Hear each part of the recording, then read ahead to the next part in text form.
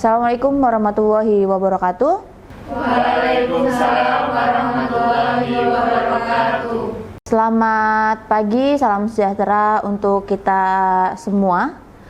Di sini saya mendapatkan tugas dari kampus bahwa untuk semester ini saya akan mengajar ekonomi moneter. Nah, nanti di sini kan karena kita itu mahasiswa, jadi kan tidak hanya dari saya saja yang memberikan materi, tapi nanti kita akan lebih banyak berdiskusi mengenai moneter selama satu semester ini.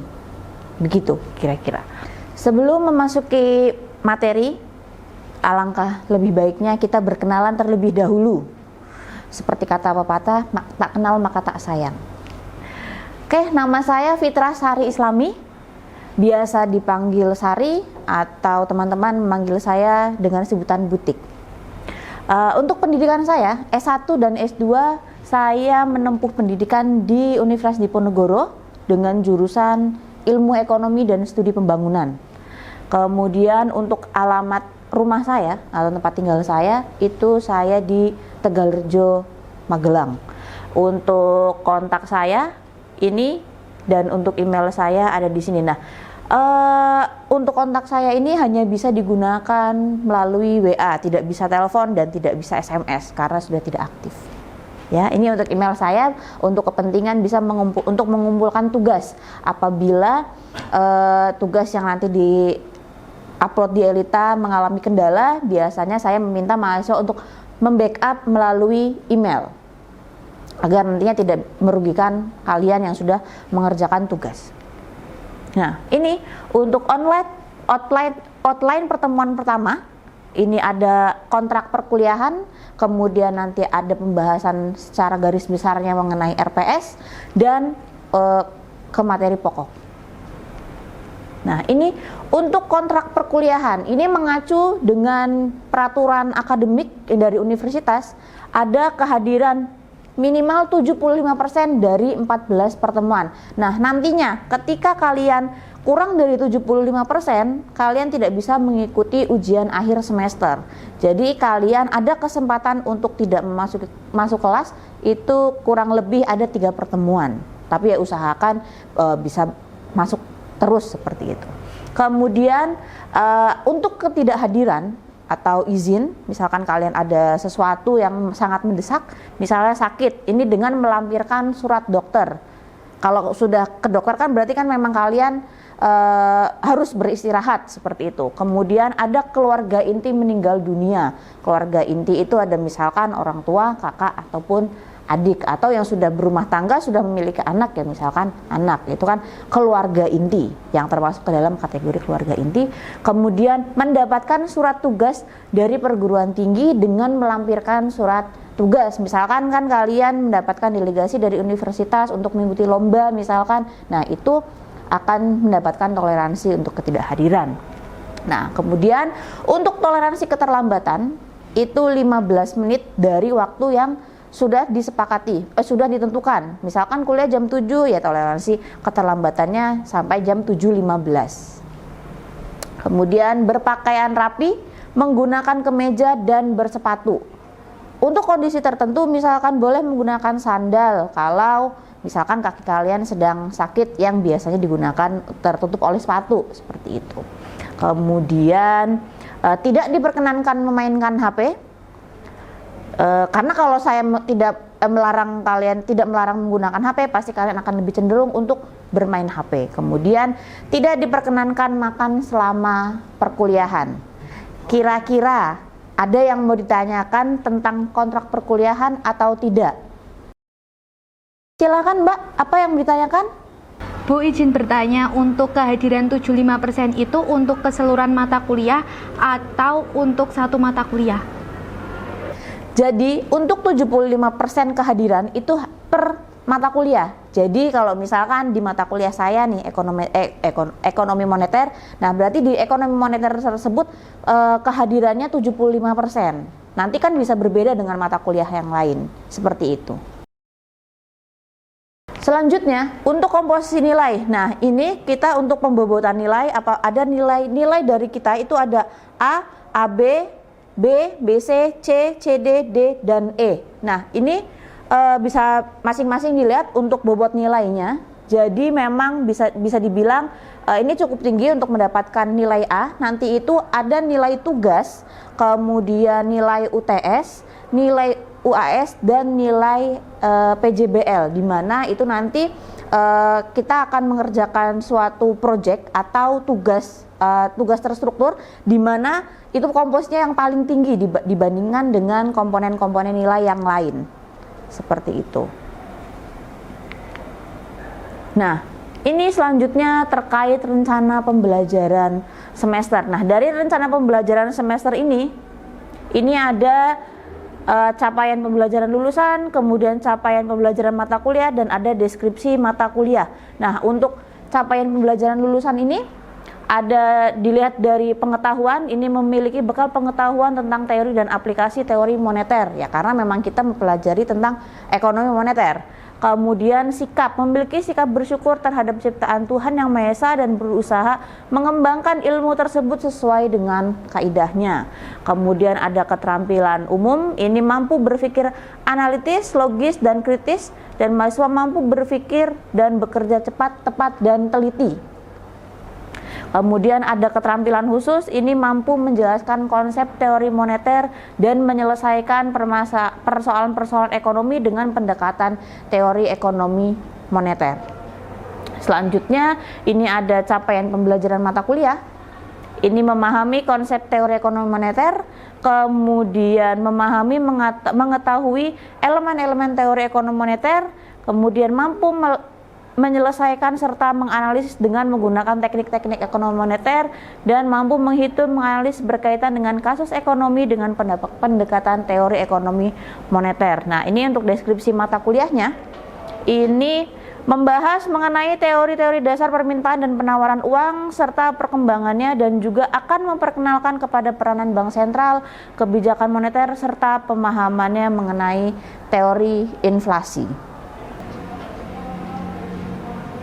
Nah, ini untuk masing-masing pertemuan serta bahan kajian yang akan dibahas selama 14 pertemuan ini. Ini ada ruang lingkup ekonomi moneter dan uang, kemudian lembaga keuangan bank dan bukan bank, ada teori permintaan dan penawaran uang, kemudian isu kebijakan moneter, dan inflasi dan krisis moneter. Itu kira-kira yang akan kita bahas selama 1 semester ke depan.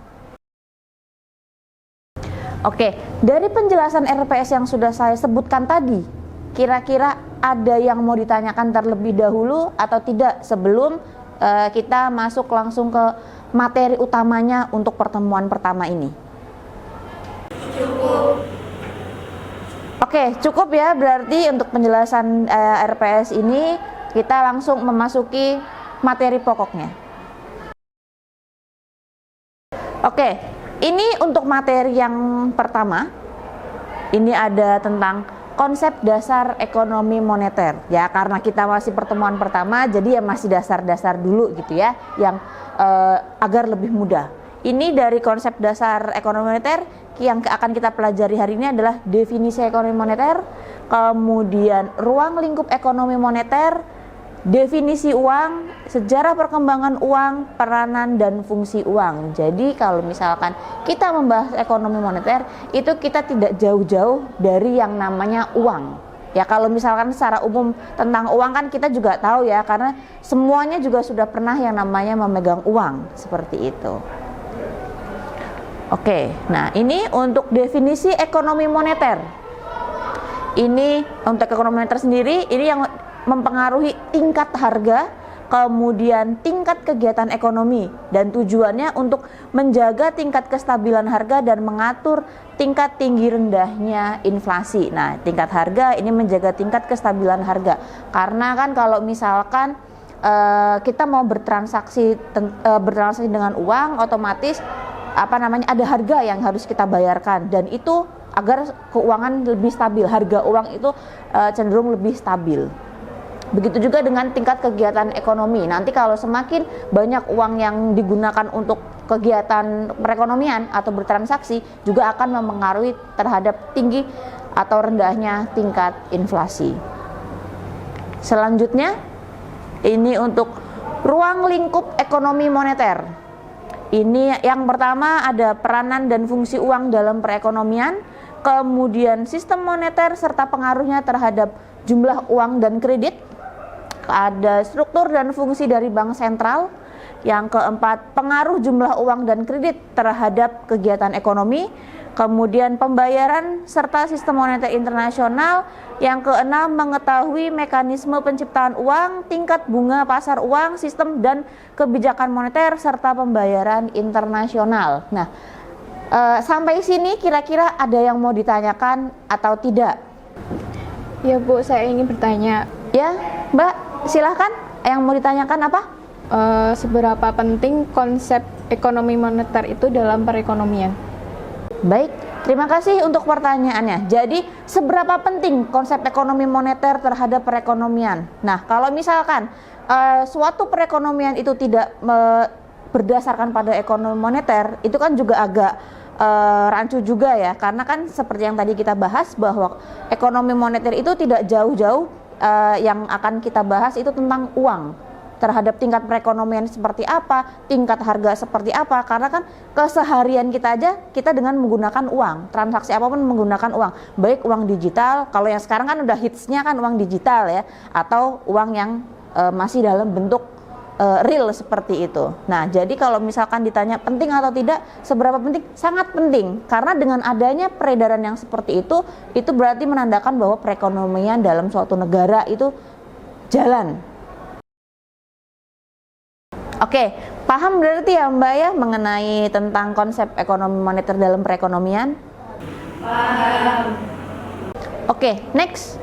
Selanjutnya tentang sejarah perkembangan uang. Ya seperti kita tahu lah ya, dari dulu sampai sekarang itu untuk melakukan transaksi itu menggunakan uang. Hanya saja uang yang dari zaman dulu sampai dengan zaman sekarang itu berbeda. Uang zaman dulu sampai dengan sekarang sudah sangat jauh berbeda, dan ini ada rinciannya atau sejarahnya, urutan-urutannya. Nah, yang pertama itu ada tahap sebelum barter. Kemudian tahap yang kedua itu tahap barter, yang ketiga itu tahap uang barang, dan keempat itu ada tahap uang logam dan ada tahap uang kertas. Nah, mungkin dengan seiring berjalannya zaman juga nantinya akan ada tahap uang digital seperti itu. Karena kan ya seperti yang tadi saya bilang, sekarang itu sudah lebih banyak orang menggunakan transaksi menggunakan digital. Seperti itu. Kayak sekarang apa-apa serba transfer, beli apa juga transfer atau pakai scan barcode seperti itu. Karena sekarang jarang sekali orang mau memegang uang dalam jumlah yang banyak seperti itu, karena kan memang mengikuti perkembangan zaman. Nah, kalau yang barter kan kalian tahu sendiri. Nah, ini kan masing-masing dari tahap perkembangan uang ini itu kan ada positif dan ada negatifnya. Kalau misalkan barter contohnya, kalau barter itu kan kita cenderung susah ya. Misalkan saya butuhnya apa, kemudian misalkan Mbak Septi butuhnya apa, itu kan ketika kita akan melakukan transaksi tapi harus sama-sama membutuhkan. Kalau memang tidak membutuhkan, ya sudah akan mencari orang lain lagi untuk melakukan barter. Nah, itu kan sangat sulit kalau misalkan masih diterapkan di zaman sekarang ini. Kemudian ada uang barang. Nah, kalau uang barang itu cenderung memang membeli, tidak seperti barter, tapi kan nilai dari uang barang itu kan bisa berbeda-beda. Kayak misalkan saya pengennya beras 1 kilo, tapi saya punyanya emas 1 gram gitu misalkan. Kemudian saya mau beli ke Mbak Septi beras 1 kilo ya dengan harga segitu, padahal kan itu tidak sepadan, ya dibilang seperti itu. Tapi kan transaksi tersebut harus tetap berjalan, beda dengan sistem barter yang tadi. Kemudian ada uang logam ya, uang logam ya sampai sekarang pun sebenarnya uang logam juga masih digunakan, yang pecahan 100, 200, 500 bahkan ada yang 1000. Kemudian uang kertas ya, uang kertas yang kita biasa pegang juga seperti itu. Nah, ini juga akan ada kelebihan dan ada kekurangannya. Uang logam juga sudah malas bawa kericik-kericik gitu ya. Kemudian uang kertas kalau misalkan kita akan melakukan transaksi yang besar, kemudian kita harus menggunakan uang kertas juga kan repot untuk membawanya seperti itu. Selanjutnya, ini definisi peranan dan fungsi uang. Ini untuk definisi uang itu ada 3. sesuai dengan tingkat likuiditasnya itu ada M1, ada M2 dan ada M3. Untuk M1 sendiri yang kita ketahui uang kertas dan uang logam atau uang kartal yang sering disebutnya seperti itu. Kemudian ada M2. Nah, kalau M2 itu uang kartal itu ditambah dengan tabungan, kemudian deposito berjangka pada bank umum. Kemudian kalau yang ketiga, M3 itu ada M1 ditambah dengan tabungan, tambah deposito berjangka pada lembaga tabungan non-bank. Nah, kalau yang tadi itu kan yang M2 itu pada bank umum, kalau yang M3 itu di lembaga keuangan non-bank. Karena kan memang sekarang banyak sekali lembaga keuangan tapi dia bukan bank. Seperti itu. Nah, sampai sini kira-kira ada yang mau ditanyakan atau tidak? Oke, kita lanjut dulu saja kalau seperti itu ya. Nah, kemudian ini ada peranan dan fungsi uang. Nah, ini uang ini sesuatu yang digunakan untuk melakukan pembayaran baik barang ataupun jasa. Nah, ini ada menurut Nopirin itu ada 3 fungsinya. Ada untuk sebagai satuan pengukur nilai, kemudian sebagai alat tukar menukar dan alat penimbun kekayaan. Kemudian menurut Budiono itu ada 4. Untuk sebagai alat tukar, sebagai alat penyimpan nilai atau daya beli, satuan hitung dan ukuran untuk pembayaran masa depan. Nah, ini berbeda ya antara Nopirin dan Budiono terkait fungsi dari uang. Ada perbedaan ya, mungkin dilihat dari contohnya ini dari ukuran pembayaran masa depan, mungkin cenderung untuk lebih ditabung untuk digunakan transaksi di masa depan. Kayak misalkan kayak deposito juga kan kita tidak bisa menggunakan deposito itu sekarang, tapi berjangka, karena itu kan berjangka ya, jadi kan bisa untuk digunakan ke depannya seperti itu. Nah, selanjutnya ini mengenai syarat-syarat uang. Jadi uang yang kalian tahu itu pun ada syarat-syaratnya, tidak asal uang ya udah itu uang seperti itu. Nah, ini dapat diterima oleh masyarakat umum. Nah, kalian kan uang yang kalian pegang sekarang itu kan diterima kan, maksudnya itu resmi gitu kan, dan bisa digunakan untuk transaksi. Jadi diterima oleh masyarakat umum karena mungkin misalkan dengan jumlah yang tidak terlalu banyak itu kan nggak repot gitu kan. Kemudian mudah disimpan dan nilainya tetap.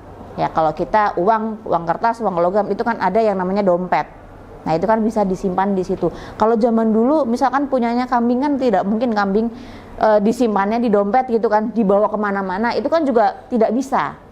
Nah, seperti itu. Ini kan bisa dibawa kemana-mana dan nilainya tetap. Misalkan uang tersebut 10.000, ya udah uangnya sampai kapanpun nilainya tetap 10.000. Mau 10 tahun mendatang pun uangnya nominalnya tetap 10.000, tidak bisa berubah seperti itu. Kemudian ya mudah dibawa kemana-mana, kemudian mudah dibagi tanpa mengurangi nilai. Kayak tadi contohnya 10.000 dibagi nilainya dibagi 10.000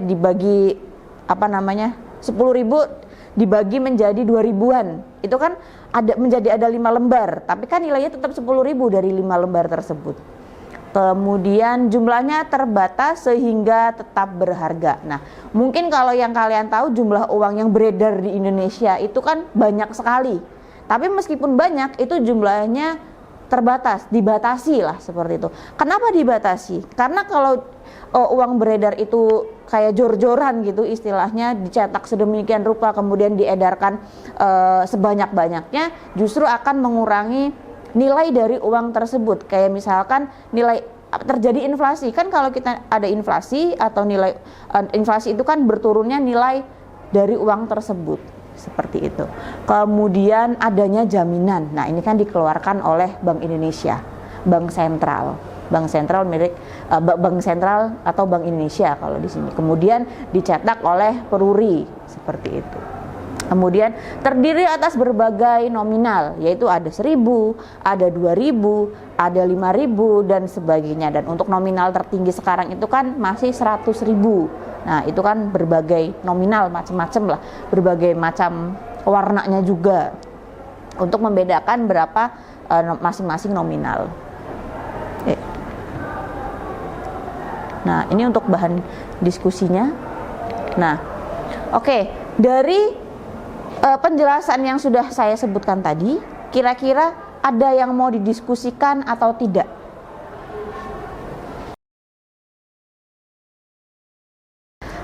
Kalau tidak ada yang mau bertanya, berarti saya yang bertanya ke kalian ya. Oke, kembali ke slide sebelumnya. Nah, ini ada contoh dari fungsi uang dari Nopirin ataupun Budiono ini. Ini kan masing-masing ada sebagai satuan pengukur nilai, sebagai alat tukar menukar, sebagai alat penimbun kekayaan. Contohnya seperti apa? Coba. Ada yang mau menjawab? Kalau tidak ada yang mau menjawab, saya tunjuk. Oke, coba Mbak Vivi mungkin bisa memberikan contoh dari satuan pengukur nilai itu seperti apa, kemudian alat tukar menukar itu seperti apa, dan alat penimbun kekayaan itu seperti apa. Silahkan. Izin menjawab ya Bu, untuk salah satu contoh fungsi uang sebagai salah satu pengukur nilai itu dengan uang rupiah, sebuah rumah dan mobil itu dapat diukur nilainya dan kemudian bisa dibandingkan. Kemudian buat salah satu contoh dari sebagai alat tukar itu hendak pindah ke suatu tempat yang lain dapat memindahkan kekayaan yang berupa tanah dan bangunan. Kemudian untuk sebagai penghimpun kekayaan, salah satu contohnya itu seorang petani membutuhkan baju, kemudian ia akan kesulitan menentukan ukurannya. Ya, terima kasih Mbak Vivi atas jawabannya.